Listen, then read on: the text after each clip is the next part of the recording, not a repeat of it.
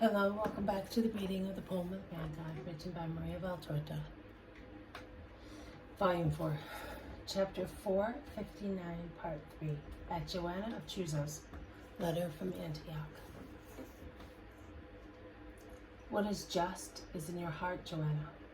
Neither with Roman cohorts nor with Israelite lancers will I make myself king. Even if Rome and Israel decided to pacify this region through me, I have already understood enough to reconstruct facts. Matthias has spoken imprudent words. Jonathan has mentioned people being disgusted. You are telling the rest. I will complete the picture thus. A foolish idea of my kingdom is inducing good people, who are not yet just, like Manaen, to create risings capable of establishing the kingdom of Israel, according to the fixed idea of the majority of people. A sharp, passionate need to revenge themselves of an affront is urging others, among whom your husband, to do the same thing. The shrewdness of Pharisees, Sadducees, scribes, and also of Herod, plays on those two motives to succeed in getting rid of me, by making me appear in the eyes of our rulers what I am not. You have dismissed the Roman ladies to tell me this, in order not to betray Chuza, Manaen, or the others. But I tell you that in actual fact, the Gentiles have understood me more than anybody else. They call me a philosopher.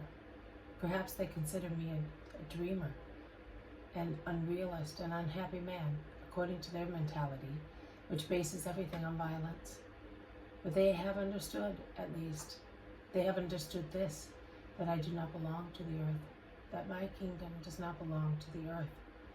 They are not afraid of me, but of my followers. They are right. My followers, some out of love, some out of pride, would be quite capable of doing anything to realize their idea. To make of me, who am the King of Kings, the universal king, the poor king of a small nation. I really must watch this snare very carefully, as it works in the shade, instigated by my true enemies, who are not in the proconsular building at Caesarea, or in that of the governor in Antioch, or in the Antonia.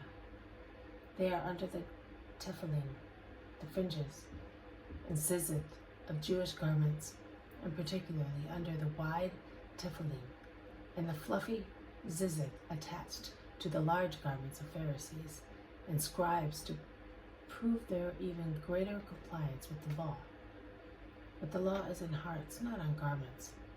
If it were in their hearts, those who hate one another, but who are now united, forgetting their hatred in order to do harm. The hatred which digs deep ravines between one caste of Israel and another, and which now is no longer separated, but has been leveled because the ravines have been filled with hatred for me.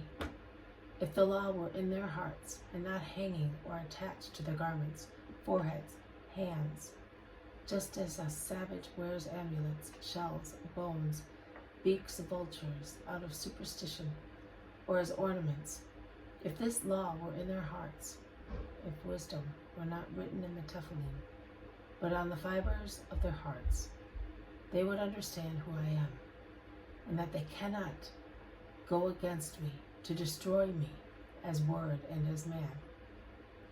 I must therefore defend myself from friends and from enemies, unfair equally in their hatred and in their love. I must try to guide their love and appease their hatred. I do so to do my duty, and I will do so until I build my kingdom, wetting the stones with my blood to cement them. When I have sprinkled you with my blood, your hearts will no longer vacillate. I am speaking of hearts faithful to me, of yours, Johanna, who are struggling between two forces and two loves, which are on you and in you. Chuza, I. But you will win, Lord. Yes, I will win.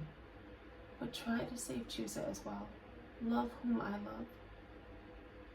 I love him who loves you. Love Chuza who loves you. Falsehood does not befit that forehead which is as pure as the pearls adorning it, and is now blushing in the effort of wishing to persuade itself and me of Chuza's love for me.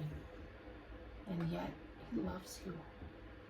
Yes, for his own interest. And for his interest he did not love me in zeal and Saram. But here is Simon of Jonah with the stranger. Let us go and meet them. They go as far as the large vestibule at the rear of the house, rather a semicircular porch than a vestibule, open on the park, which extends as far as the house.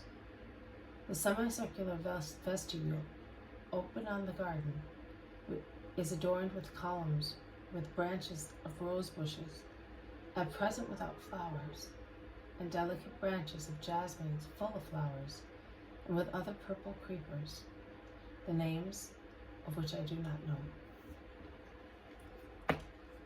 This has been a reading from the poem of the Man God, written by Maria Valtorta, Volume 4, Chapter 459, Part 3, at Johanna of Chuza's, Letters from Antioch. Thank you for listening. I will see you tomorrow. May God bless you, and may peace be with you.